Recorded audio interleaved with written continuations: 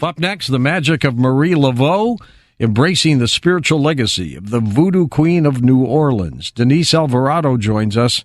I'm looking forward to this. Get ready for that, and then we'll take calls with Denise in the latter part of the hour, next hour on Coast to Coast AM.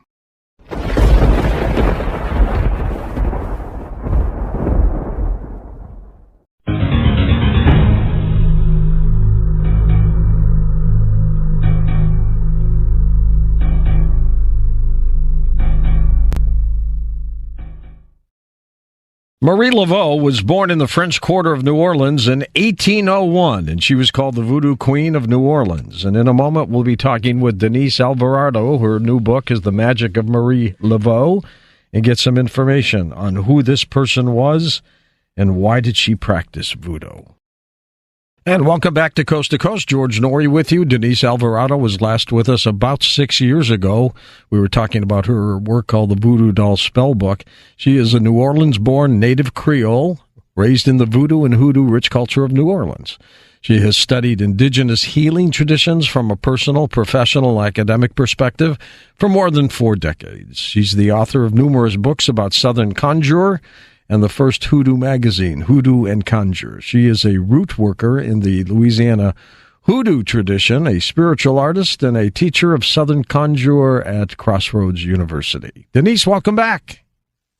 Thank you for having me. It's very great to be here. Tell me what conjure means. What is that? What is conjure? Yeah, what is conjure with regards to voodoo? Conjure is that's kind of a big question. It refers to the magical aspects of the practice. It includes summoning spirits, conjuring up the spirits, I guess, right? Right, okay. Right. It has to do with working with spirits and doing magic, basically. Is it evil or not? Well, conjure itself is not evil. Conjure, it depends on who's doing it.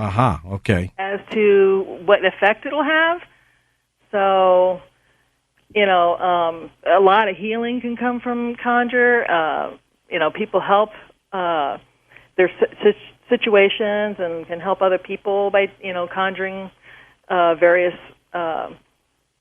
effects or influences on conditions. But then, it depends on who's doing it. Sure. Same, conjure practice can be done to hurt and harm as well. Exactly. And what is a root worker?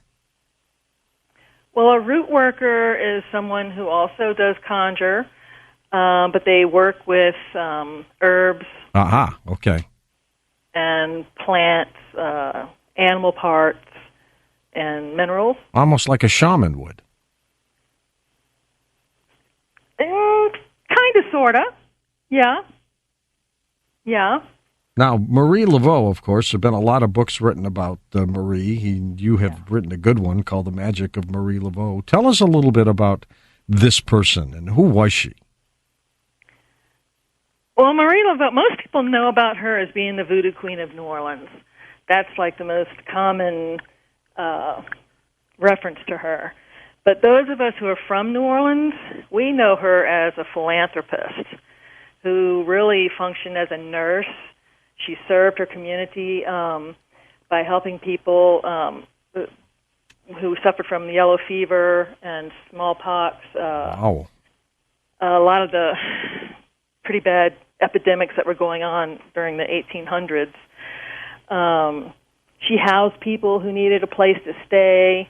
She even adopted one little boy. She gave slaves on the run a safe place to be. She buried people in her tomb who couldn't afford their own place to be buried. Sounds like a very heartwarming person. Yeah, that's a part of, that's the endearing side of her that we, who know her, that's the most important part of her. How did she get so famous? Because of her deeds? Yeah, well, she left a pretty big legacy on New Orleans because not only was she, the philanthropist that we know, she was a devout Catholic, but she also practiced voodoo. So that was That was a no-no. Not necessarily. If you're a Catholic, in fact, no, because she actually had the approval of the priest at the time, Father Parent Antoine, and they had a little thing worked out. In fact, he and she were very close throughout her whole life. He baptized her, and he schooled her in the tenets of the Catholic faith. He was she was along, so they were together when they nursed, sick people suffering from the plague and from yellow fever. So they had a really close relationship, actually, and they had this little thing worked out to where she was more in favor as a voodoo practitioner by the Catholic Church than other voodoo queens were, because she would bring her congregation into the church, whereas the other ones encouraged their congregations to stay away. So as long as she was able to bring people into the church, Father Antoine allowed her to carry on rituals out in the back of St. Louis Cathedral. Which is in New Orleans, not St. Louis, Missouri. Right. Right. Right.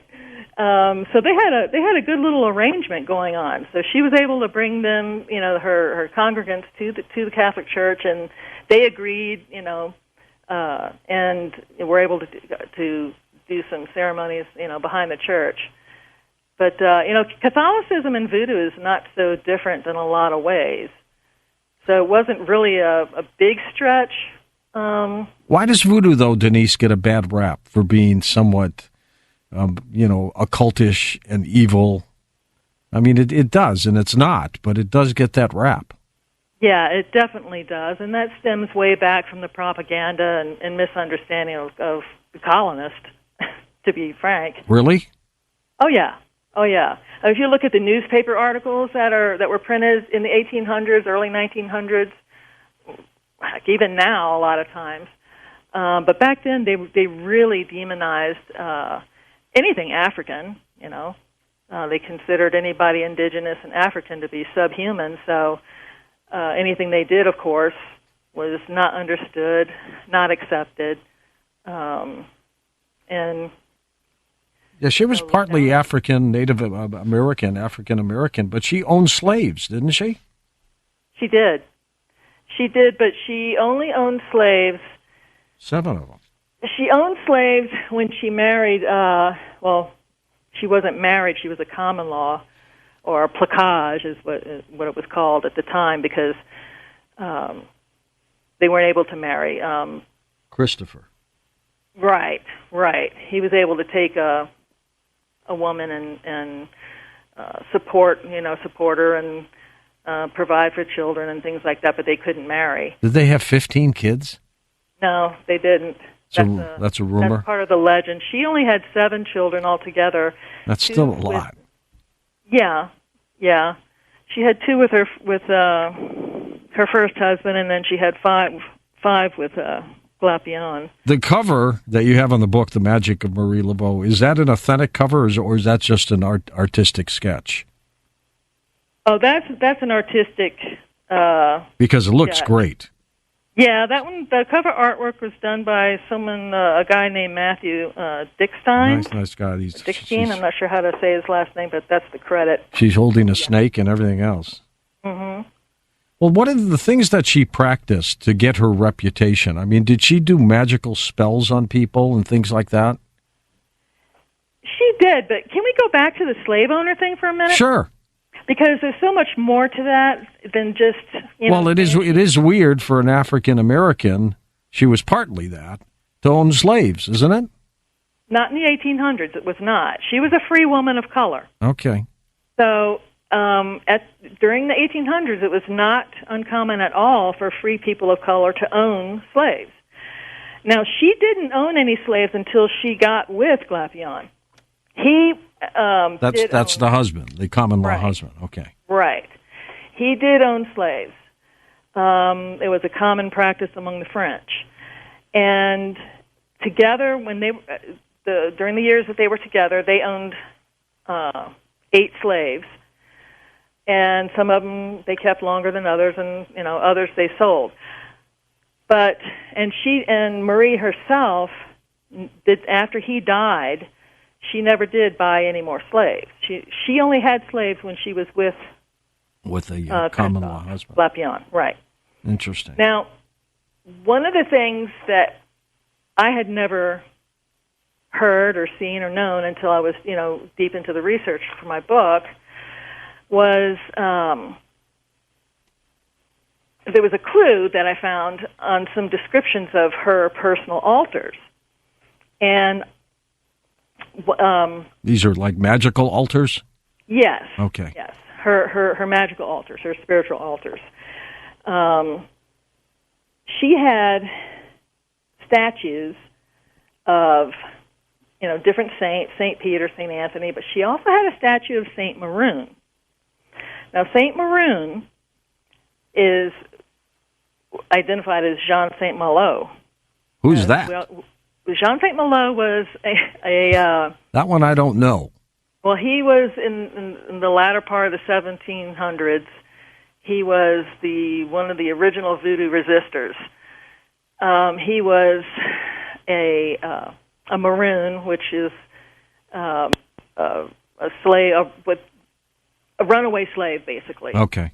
And he was fantastic, actually. I mean, he did not want to be a slave. So what he did was he ran away to the swamps.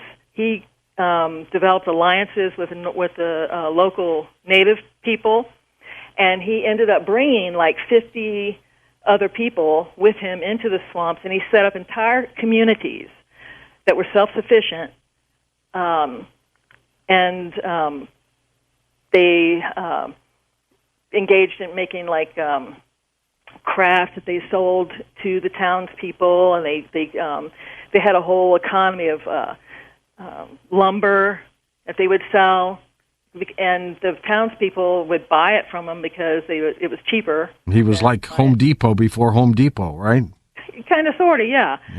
And so they lived in the swamps. They raised their children in families in caves and in hollow trees, and they would hide during the day. So they only came out, during dusk and at nighttime.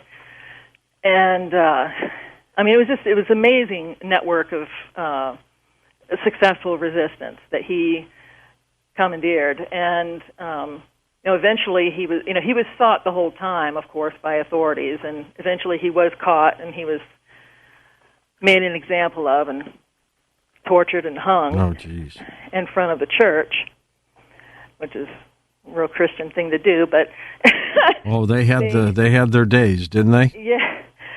So anyway, so after that happened, it was a backlash, because they thought that they're getting back at Saint Maroon, who he actually wasn't called Saint Maroon at that time. They just knew him as San Malo, and they called his quote unquote gang the San Malo Band of runaway slaves. And so after he died, the way he died, they actually turned him into a martyr and a hero. Really? Well, yeah. I guess he didn't expect that, did he? No. Well, right. So the local African Americans, free people of color, slaves, they all looked up to him because of everything that he did to maintain this free community and set these people up and that kind of thing. And he was looked up to, and they view him as a saint after that. So the only reason she would have a statue of Saint Maroon on her religious altar would be to pay homage to him as someone who was helping slaves be free on their own terms. Huh. So she was way ahead of herself, wasn't she? Yeah. So as a result of that, and see, voodoo is a signifying science. I was going to ask you, what can you describe what voodoo is as a religion? What is it?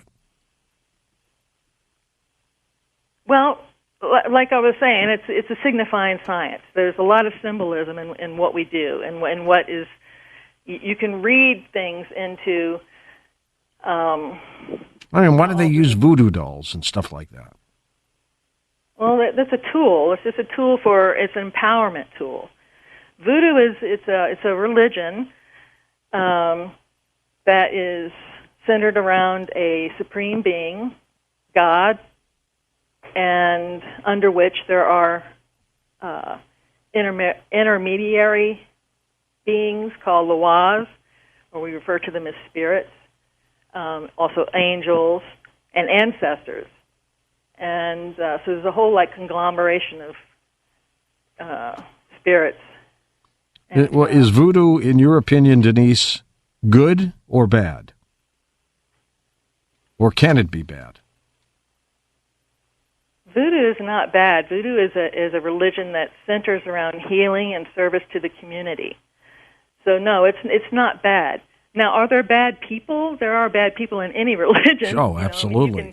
You can do bad things in the name of any religion, but you don't see the things that, you don't see people being murdered by voodooists because they aren't practicing voodoo like we see over history with other religions. You don't see that kind of thing because it's not even the nature of the religion. Why New Orleans for this? Well, that's because New Orleans was a major port for importation of slaves. So are you saying it was the slaves who brought voodoo to New Orleans? Yes. Okay. They brought their spirits. They brought their religions. There was more than one religion with them. Santeria also, didn't they? That's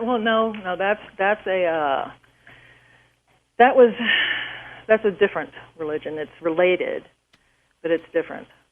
Interesting. Well, now back to our dear friend Marie Laveau.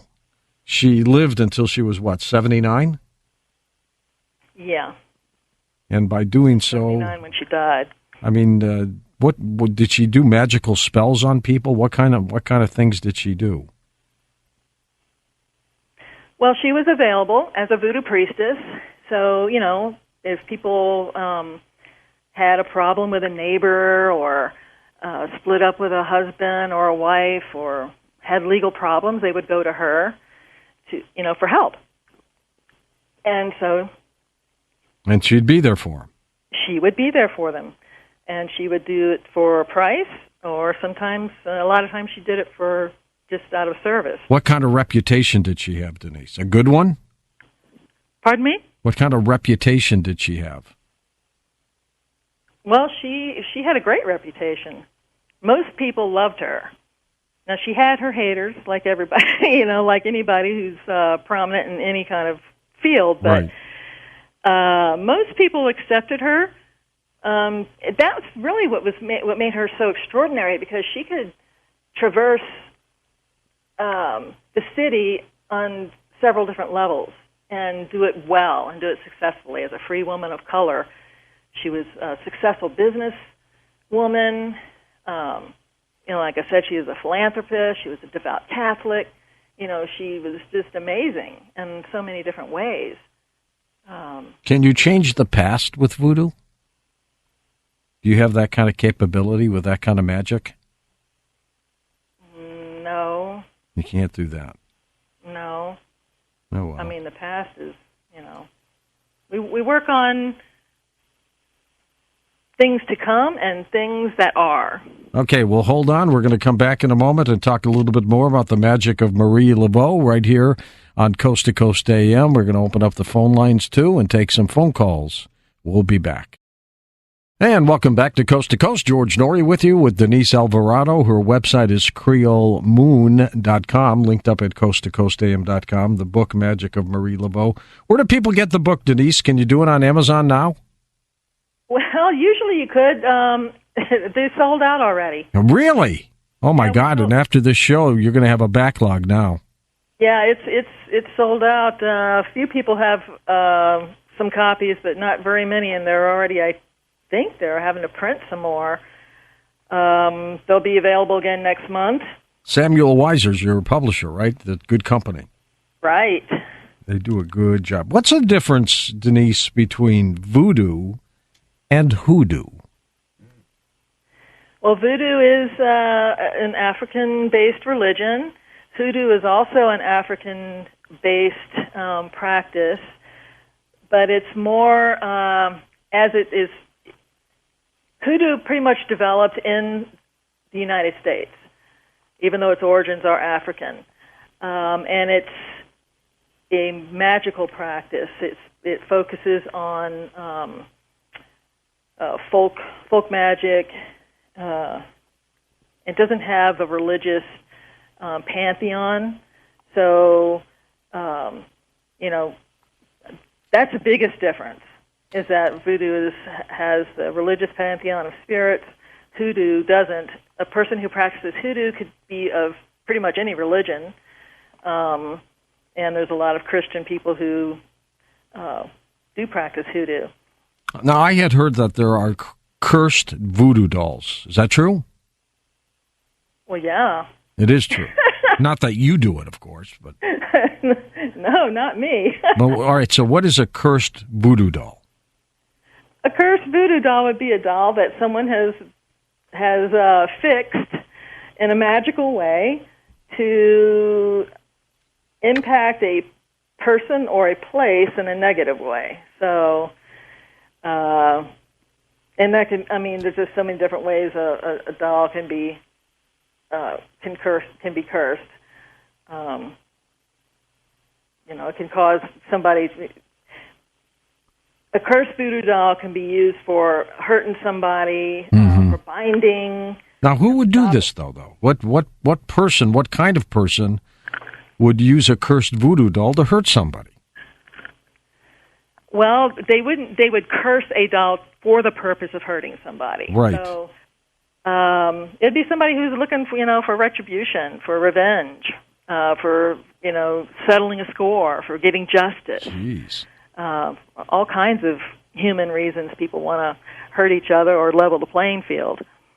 And there are voodoo practitioners who would do this?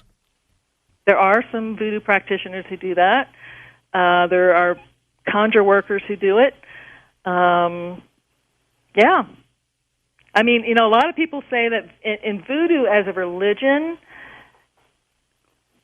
dolls are not used in that way. Dolls are used more as like effigies. They represent spirits. Right.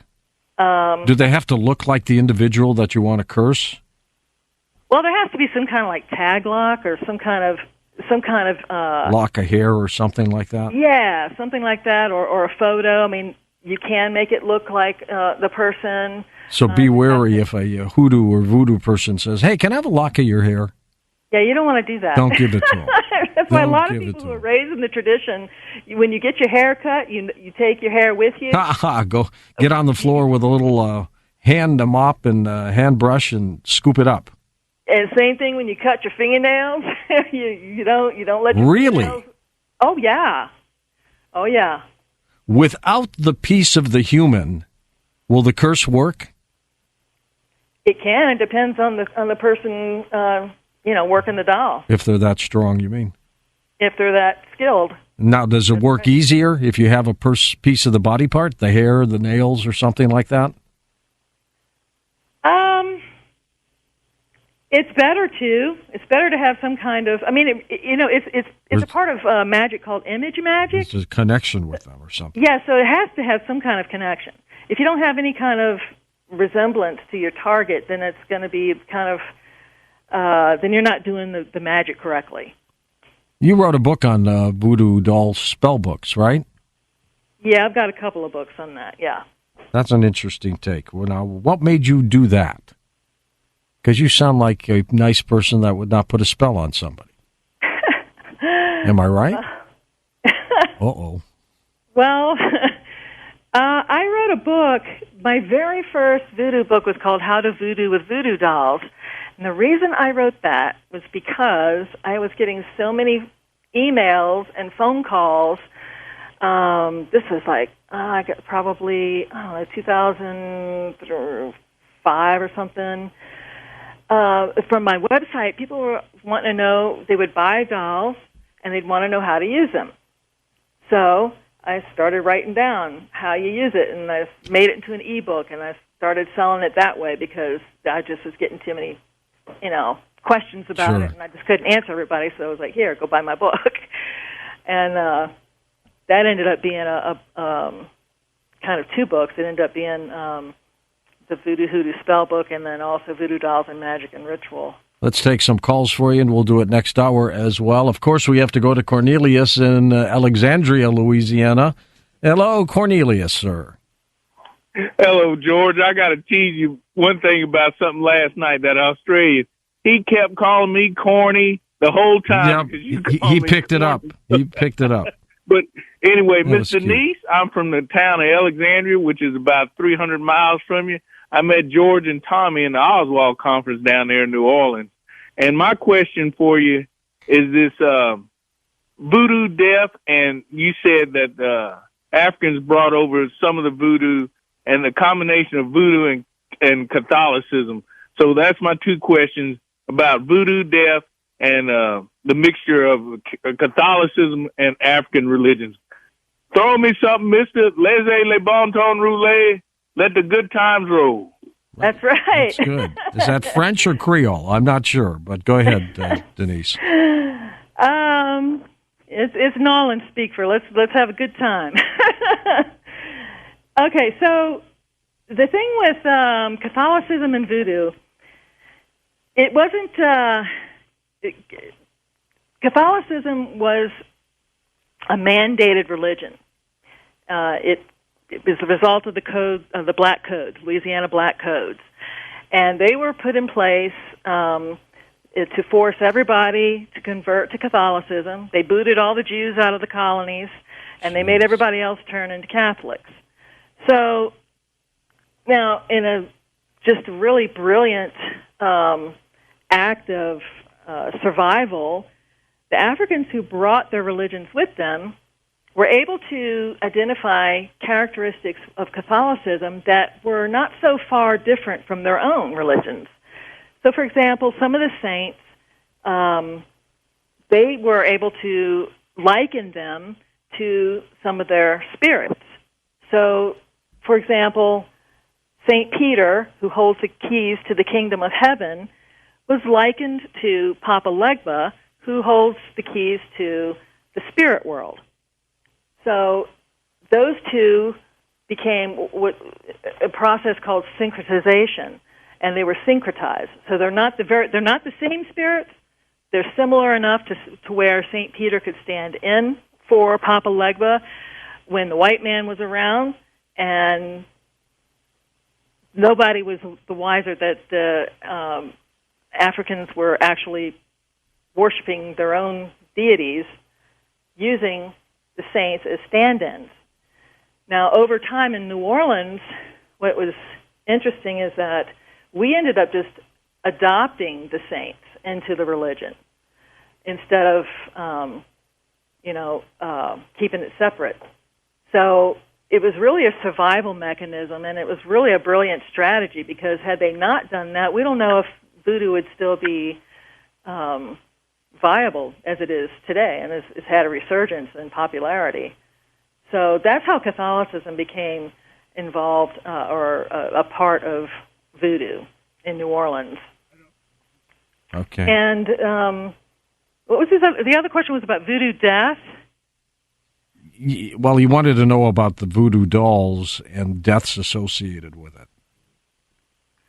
Well, I'm not sure. I guess I'm not real clear about the question about voodoo death, because there is a phenomenon called voodoo death where people who believe they are cursed actually do die. Oh, there have been scientific studies. They manifest this thing, don't they? Yeah. It's like psychologically, it's like the scientific explanation of it is that people, they believe that they've been cursed to the extent to where they actually do die. And then, there's a supernatural explanation that, a person dies as a result of a voodoo curse. If you've been cursed by somebody, Mm-hmm. can we, with our own abilities, get the curse removed ourselves? Can we do that? If you know what to do, sure. Do you train people? Sure, Do you train people like that? Well, yeah, we give advice to people over, whatever their situation is. But usually, though, it involves doing some spiritual cleansing, cutting ties with, toxic people, places, and things, and that kind of thing. But yeah, sometimes it involves a curse is so, stubborn that you need to have a ceremony done by like a priestess to do it for you, maybe. But it's definitely something that you can get rid of. If you lived during the era of Marie Laveau, what would you be asking her right now? What would I be asking her? Yes.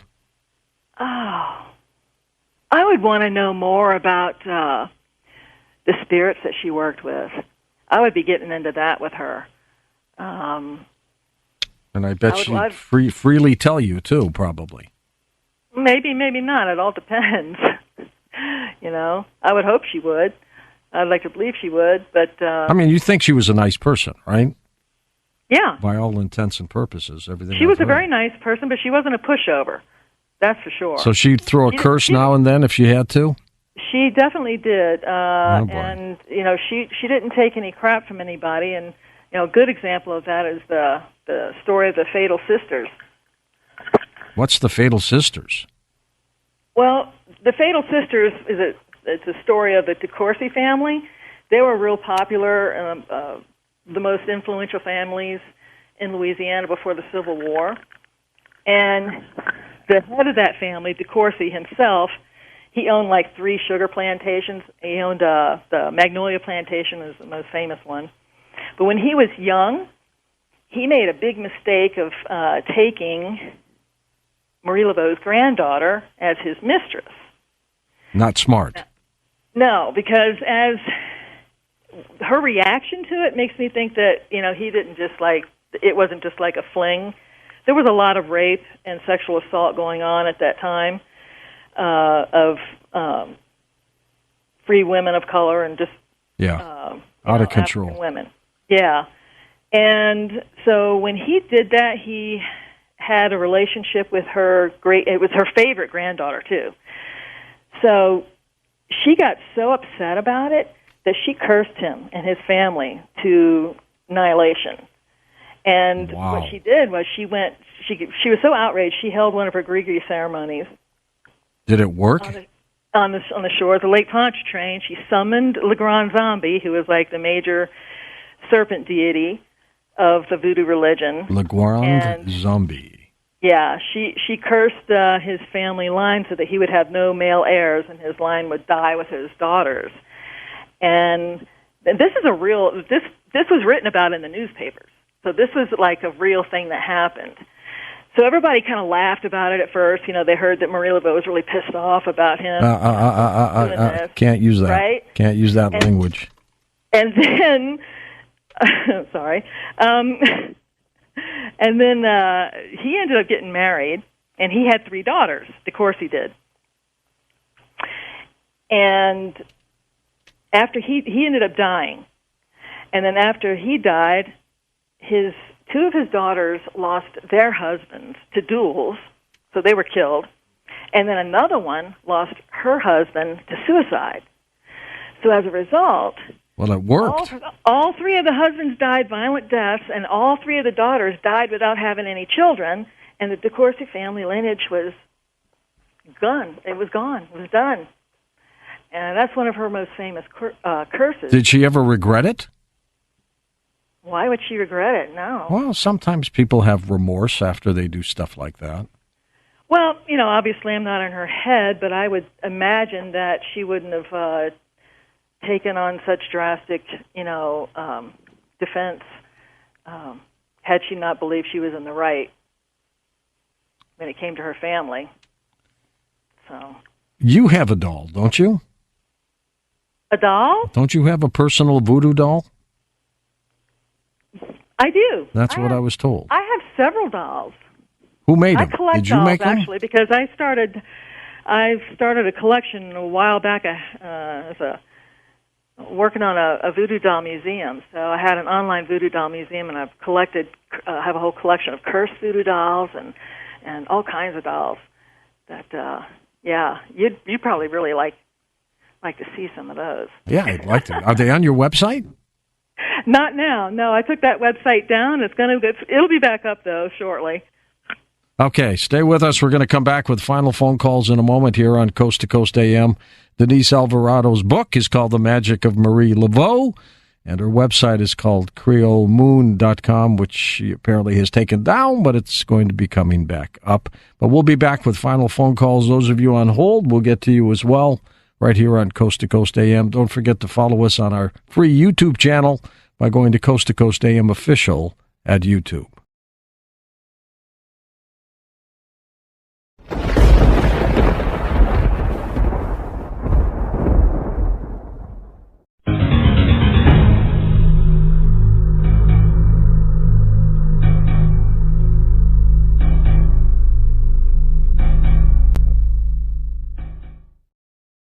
And here we are, Denise Alvarado with us as we talk about the life of the magic of Marie Laveau, about voodoo and hoodoo and all those other good things.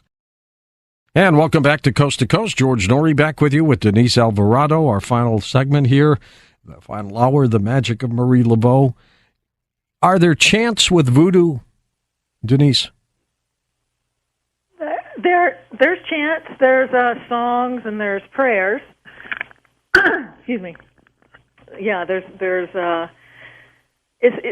is not the same as like in witchcraft. Right. There's a lot of chants in Wicca and witchcraft, but in voodoo there's more prayer and song. A lot of incantations. There's some. Mm-hmm. How did you get interested in this? My interest was, I was introduced to the mysteries when I was about 5 or 6 years old by an aunt on the bayous of Mississippi, and so I was introduced to it. I don't know why I was, but I've always been kind of open to. Are you glad you were? Yeah. I mean, I'm very glad I was. No regrets. It's part of who I am, so yeah, I can't regret. Why would I regret that? I mean, it's been a gift to me in a lot of ways. Oh, I bet. Yeah. Let's go back to the calls. Joe in Monterey, California. Joseph, take it away. I like your choice of music, George. Which one? Jimi Hendrix, Voodoo Child. That was Danny did that. I'll be honest with you. Okay. Denise, to clear things up, I wanted to ask a few questions, but I can't stay on too long. I know you probably work with spirits, and also in Africa, they have tribal deities. They are people that have passed on. They're the elders. They're wisdom, have a lot of wisdom, and they still look over the tribe. We have that in all the religions. All the religions have that. So I don't see why people get upset because of the lies that were told about it. I do know that every religion has an esoteric side and an occult side as well. And occult means hidden knowledge. It's what you do with the knowledge that defines you. Okay. You have a website, and there's a lot of products on it. Do you work with the spirits of those herbs energetically as well as physically? Because you can, you know. Herbs don't have spirits, do they? Yes, they do.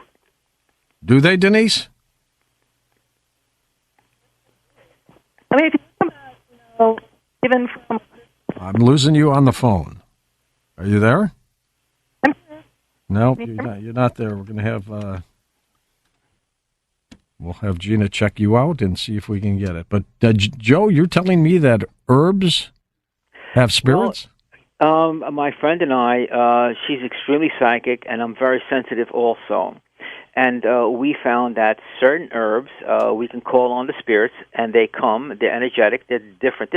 There's spirits or soul that has that energy. They're in charge of the herb itself as a consciousness. So when people pass on, they can continue being a healer in the other dimensions.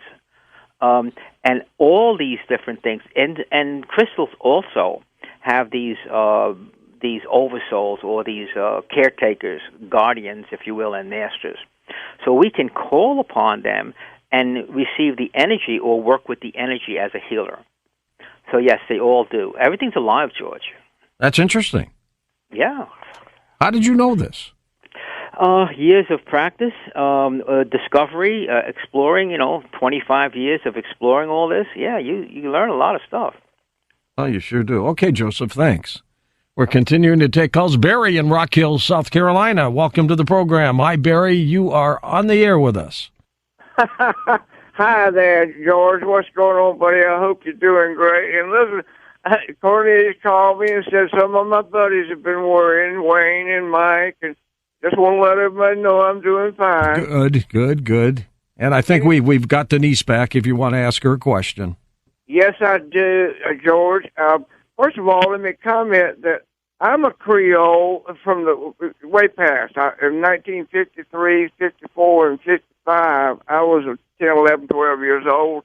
In Bogalusa, Louisiana, I was in the Creole country, and my parents and I used to go to a little church that was a Christian church, but that you could tell the Creole voodoo vibes coming from it, George and Denise.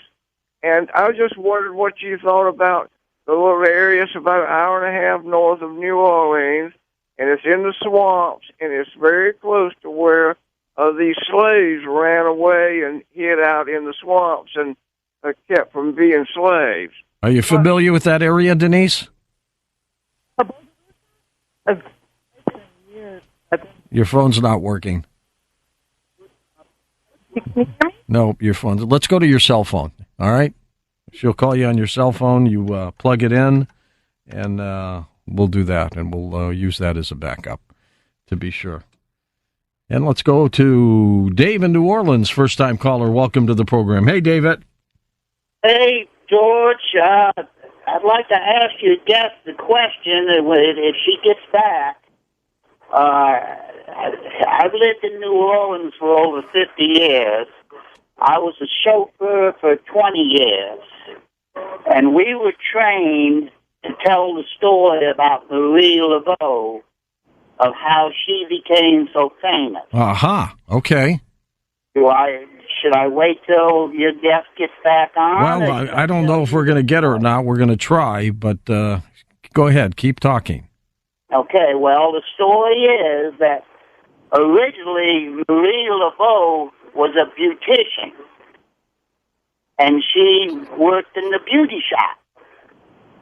And she catered to the rich women clientele. And while she was servicing them, they would talk about Marie Laveau and her voodoo and everything. And these prominent women would get her to cast spells on people that they didn't like. Interesting. Now I think Denise is back with us. Denise, you with us? Denise? Can you hear me? Yep. Okay. Okay, there you are. Finally. I don't know what's going on with the phones here, but Marie Laveau is trying to stop you from being on this program for some reason. No, I really think it's Mercury. Retrograde, it could be. Yes. So, did you hear his question about Marie Laveau casting spells on people that women would ask her for help? Well, I heard. I came in, I think, when he was talking about Marie Laveau being a beautician, a hairdresser, and that is true. She did work for the upper class in particular, and she'd go to their homes and fix their hair, and then, you know how, women talk when they get their hair fixed, and so she would gather a lot of intel that way, and she knew the ins and outs of, people's lives on an intimate level, and so she had information that she could use. So she wasn't a saint by any means, was she? I mean, she wasn't a saint. No, she wasn't perfect. She was smart. She was cunning. She was a businesswoman. Interesting. Next up, let's go to Flushing, New York. Miguelina is with us. Miguel, good, Lena. Welcome to the program. Oh, hi, George. It's always a pleasure to hear you. I wish you were here in the East Coast so that I could listen to you when the sun is out. Oh. Good morning, Miss Alvarado. You happen to have my mother's last name was Alvarez, so there's a connection there. It might be related. Okay.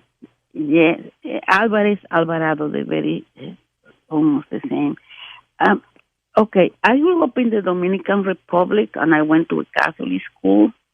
As far as I know, the Catholic Church does not approve of Santeria or the practice of Voodoo. The African religion, or we call it brujeria, which is more like the translation would be like enchantment. And my grandmother was a practitioner. She read the cup, the coffee cup. They drink the black coffee. They turn it upside down. The cup, they leave a little bit in the bottom. They read the tea leaves in the coffee. It's like a tea leaf, but with coffee. Yeah. And I was supposed to, my grandmother assisted this man that received spirits. And some of them I remember, Yemaya, I don't know if this is familiar with you, Denise, Yemaya, Chango, Elewa. And I was supposedly, he announced my birth before anybody knew that my mother had given birth. And I was supposed to be somebody following that tradition. But and my biggest fear was the nuns finding out that my grandmother was practicing this. So I always live in that fear. And, there's a lot of stuff that I could talk about. Like, for example, some people, for example, there's a practice that if a woman puts a little bit of her menstrual fluid in her husband's drink, she will have him for the rest of his life. He won't go away from her. What a custom. Right. Yeah, so there's a lot going on. And the Haitians, who are our neighbors, they claim that our practice is stronger than they are, and they practice voodoo. But I don't. Okay, could you imagine my conflict? My grandmother reading the tea leaves or the coffee imprints. Mine did the same thing. To the Monsignor. Yeah. Oh, I think you have mentioned that your family did the same thing. Yeah, my grandmother used to do that. They used to have parties where they would do that all the time. And I'm sure you're at conflict with that, with the church. They don't get into that stuff at all. At all. So, Denise, what happens with voodoo next? I mean, how often is it practiced by people? I don't know at this point, how many people are, before Hurricane Katrina, there was some estimates of about 15% of the population in New Orleans were actually voodoo practitioners. I have no idea what it is. That's pretty high, 15%. Yeah, and there's been an influx of people opening up new businesses, and a lot of it you can attribute to the internet because the flow of information. A lot of people are getting into it and opening up shop. We're going to Mike the Millennial in Denver. Welcome to the program. Hi, Michael. Go ahead. I beat you to it. Oh, my God. Hi, George. Oh, thank you, George. And I have to agree with Joe in Monterey. Dan Galanti really plays great music, and he keeps the show rocking for us. So yes, thank he you, does. Dan. He's going to want more money now. Thanks. Denise, thank you so much for covering the topics of Marie Laveau. I think that historically it's very important, and I wish more people in my age group, millennials, would have an interest in it and an appreciation of it also, because she really opened the doors for a lot of women, and especially women of color in her field. So thank you to Marie Laveau for that. My question for you tonight is actually about the movie The Skeleton Key with Kate Hudson. And Kate Hudson is a great actor, but that's a conversation for another show. The Skeleton Key actually talked a lot about how it was an ancient family in New Orleans on a plantation, and they did a lot of conjuring in this house. And my question to you is do these spirits stay in the house after they're conjured, or can they be removed realistically, or do they have to make that decision to leave on their own? Thanks. Yeah, what happens to the spirits? Do they stay or leave? Well, the Skeleton Key, that's Hollywood, so we need to not even consider that in terms of what the reality is. When you conjure in the spirit in the context of voodoo or hoodoo, there is you never just open the door and don't close it. So if you invite a spirit in for a particular reason, you invite them in for a specific time, and then you have to close the door, and that's what Papa Legba does for us. He opens and closes the door to the spirit world. If you don't close the door, then they'll linger around, and they can cause trouble. So if you don't formally tell them to go back or go away, they're going to stay, usually. Yes, they are. Pesty. Dennis is with us in the northern part of Maine. Welcome to the program. Hi, Dennis. Hi, George. Go ahead, Hi, sir. Denise. Hi. Hi. I just moved out of Louisiana a few months back, and I live in the Great North Woods now, off grid. And oh, you do? That's pretty cool. I had a spell put on me back in the late 70s. This is kind of the dark side of what really happens in voodoo. I fell in love with a girl from school, and we were, of course, out of school then. But, I had a relationship for 2 years with her, and everything was, the family was great. The family loved me. I was there all the time. Her child loved me. Everybody was getting along good. But I broke off the relationship at a time when they thought I should have been marrying her.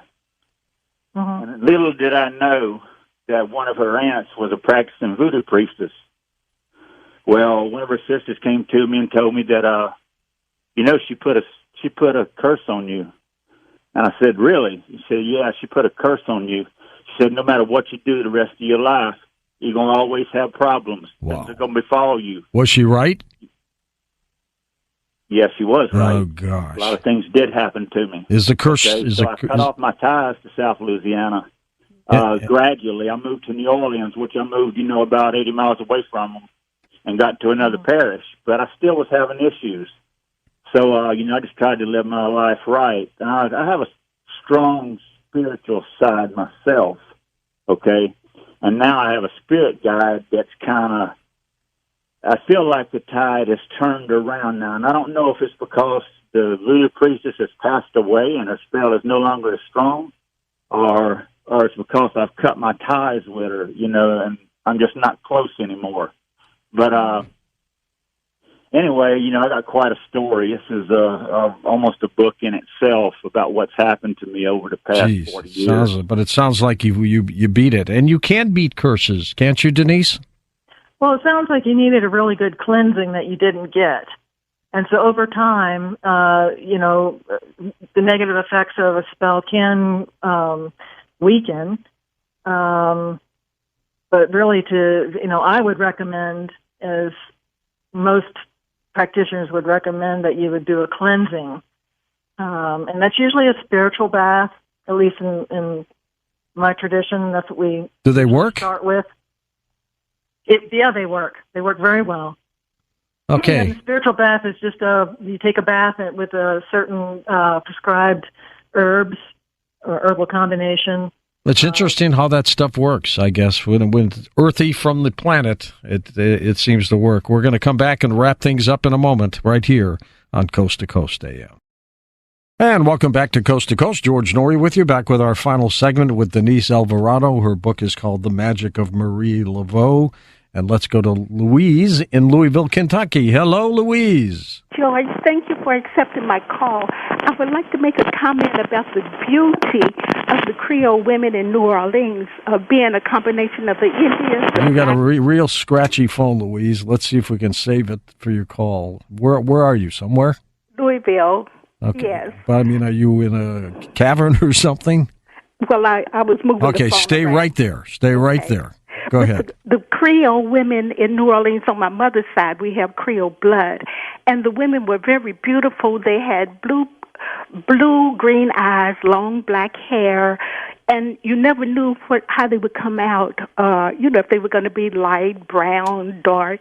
And the families, especially those who had money, always wanted their children to go to France to study. And many of them went to France, and they were artistic, musicians, into fashion design. And many of them are still there today because after the Civil War, they lost their money, their plantations, and they did not come back to America. But they had a reputation for being some of the most beautiful women in the world, especially the Creole balls. And Frank Yerby, who was a very famous writer, wrote the book Boxes of Harold, and it was about the Creoles of New Orleans, and it was made into a movie and is shown on Turner Classic Movies. Boy, you know your history. That's amazing. I got to tell you, Denise, our listeners are some of the brightest people in the world when it comes to things. They have good stories. I mean, they're just absolutely incredible. They really are. So what's your next project? My next project is a book called From Annie Christmas to Zozo Le Brick. Oh, really? Yes, it's about the voodoo spirits and hoodoo saints of New Orleans.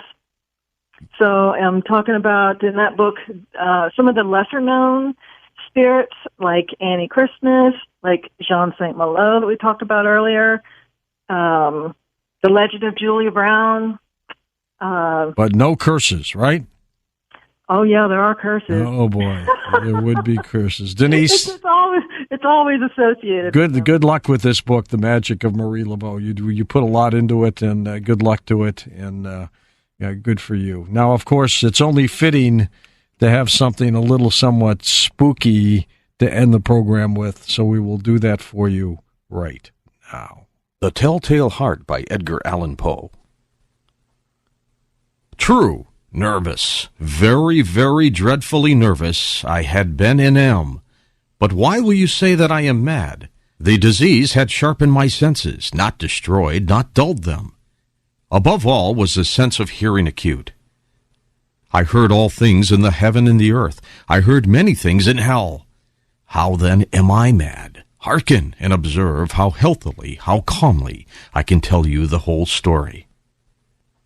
It is impossible to say how first the idea entered my brain, but once conceived, it haunted me day and night. Object there was none, passion there was none.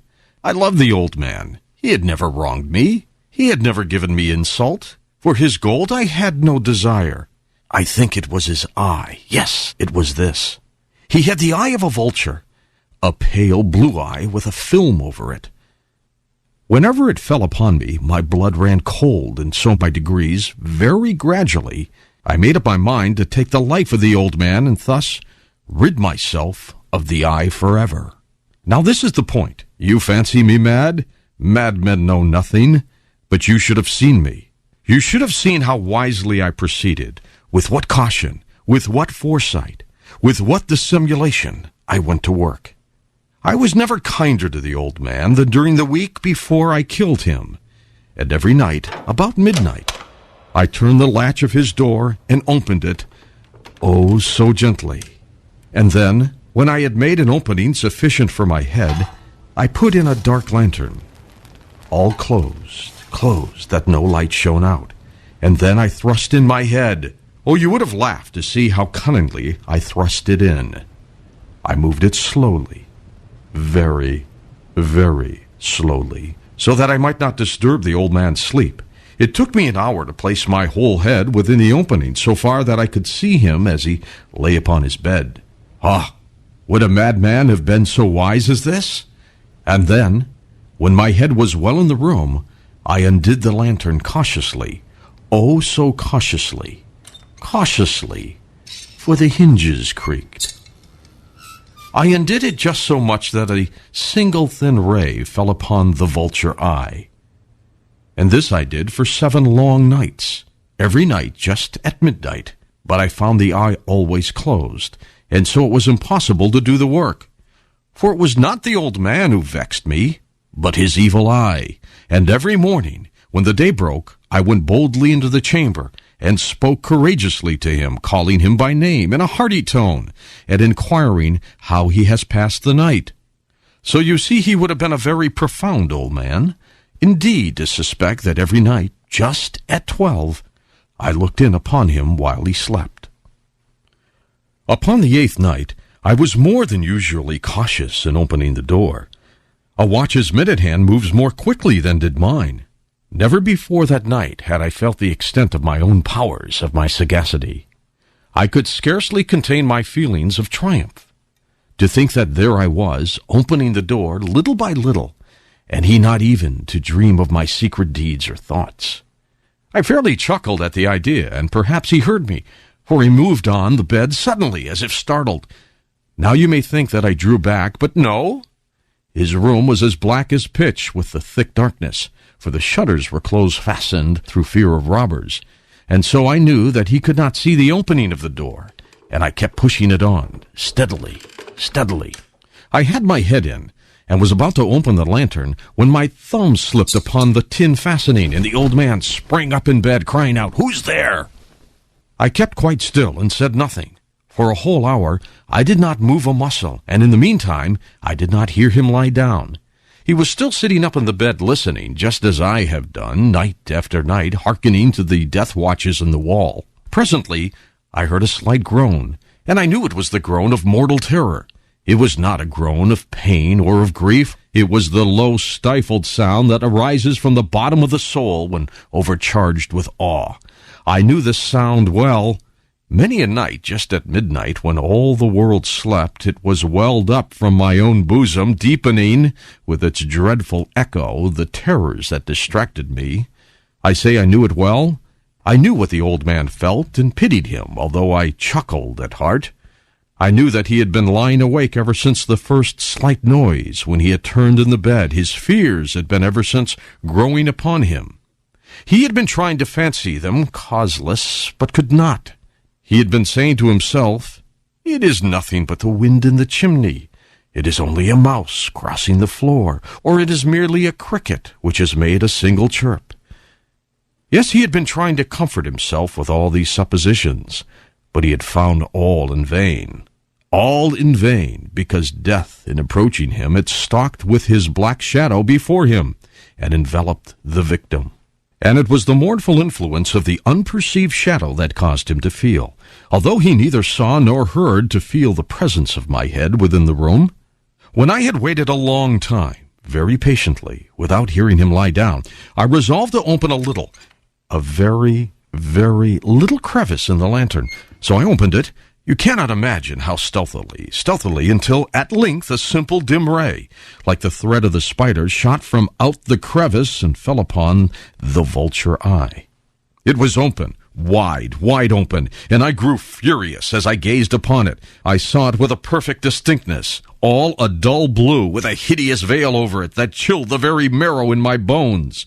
But I could see nothing else of the old man's face or person, for I had directed the ray, as if by instinct, precisely upon the damned spot. And have I not told you that what you mistake for madness is but over-acuteness of the sense? Now I say there came to my ears a low, dull, quick sound, such as a watch makes when enveloped in cotton. I knew that sound well, too. It was the beating of the old man's heart. It increased my fury as the beating of a drum stimulates the soldier into courage. But even yet I refrained and kept still. I scarcely breathed. I held the lantern motionless. I tried how steadily I could maintain the ray upon the eve. Meantime, the hellish tattoo of the heart increased. It grew quicker and louder every instant. The old man's terror must have been extreme. It grew louder. I say louder every moment. Do you mark me well? I have told you that I am nervous, so I am. And now at the dead hour of the night, amid the dreadful silence of that old house, so strange a noise as this excited me to uncontrollable terror. Yet for some minutes longer I refrained and stood still. But the beating grew louder, louder. I thought the heart must burst. And now a new anxiety seized me. The sound would be heard by a neighbor. The old man's hour had come. With a loud yell, I threw open the lantern and leaped into the room. He shrieked once only. In an instant, I dragged him to the floor and pulled the heavy bed over him. I then smiled gaily to find the deed so far done. But for many minutes the heart beat on with a muffled sound. This, however, did not vex me. It would not be heard through the wall. At length it ceased. The old man was dead. I removed the bed and examined the corpse. Yes, he was stone dead. I placed my hand upon the heart and held it there for many minutes. There was no pulsation. He was stone dead. His Eve would trouble me no more. If you still think me mad, you will think so no longer when I describe the wise precautions I took for the concealment of the body. The night waned, and I worked hastily, but in silence. First of all, I dismembered the corpse. I cut off the head and the arms and the legs. I then took up 3 planks from the flooring of the chamber and deposited all between the scantlings.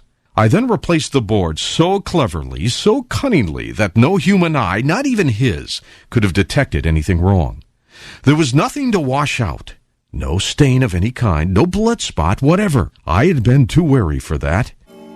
When I had made an end of these labors, it was 4 o'clock, still dark as midnight. As the bell sounded the hour, there came a knocking at the street door. I went down to open it with a light heart. For what had I now to fear? There entered 3 men, who introduced themselves with perfect suavity as officers of the police. A shriek had been heard by a neighbor during the night. Suspicion of foul play had been aroused.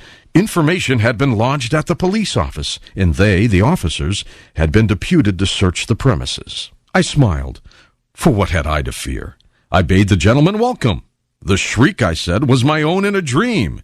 The old man, I mentioned, was absent in the country. I took my visitors all over the house. I bade them search well. I led them at length to his chamber. I showed them his treasures, secure, undisturbed. In the enthusiasm of my confidence, I brought chairs into the room and desired them here to rest from their fatigues, while I myself, in the wild audacity of my perfect triumph, placed my own seat upon the very spot beneath which reposed the corpse of the victim. The officers were satisfied. My manner had convinced them. I was singularly at ease. They sat, and while I answered cheerily, they chatted of familiar things. But ere long, I felt myself getting pale and wished them gone. My head ached, and I fancied a ringing in my ears. But still they sat and still chatted. The ringing became more distinct. It continued and became more distinct. I talked more freely to get rid of the feeling, but it continued and gained definiteness until at length I found that the noise was not within my ears. No doubt I now grew very pale, but I talked more fluently and with a heightened voice, yet the sound increased, and what could I do? It was a low, dull, quick sound, much such as a sound a watch makes when enveloped in cotton. I gasped for breath, and yet the officers heard it not. I talked more quickly, more vehemently, but the noise steadily increased. I arose and argued about trifles in a high key with violent gesticulations, but the noise steadily increased. Why would they not be gone? I paced the floor to and fro with heavy strides as if excited to fury by the observations of the men, but the noise steadily increased. Oh, God, what could I do? I foamed, I raved, I swore. I swung the chair upon which I had been sitting and grated it upon the boards. But the noise arose over all and continually increased. It grew louder, louder, louder, and still the men chatted pleasantly and smiled. Was it possible they heard not? Almighty God! No, they heard, they suspected, they knew, they were making a mockery of my horror. This I thought, and this I think. But anything was better than this agony. Anything was more tolerable than this derision. I could bear those hypocritical smiles no longer. I felt that I must scream or die.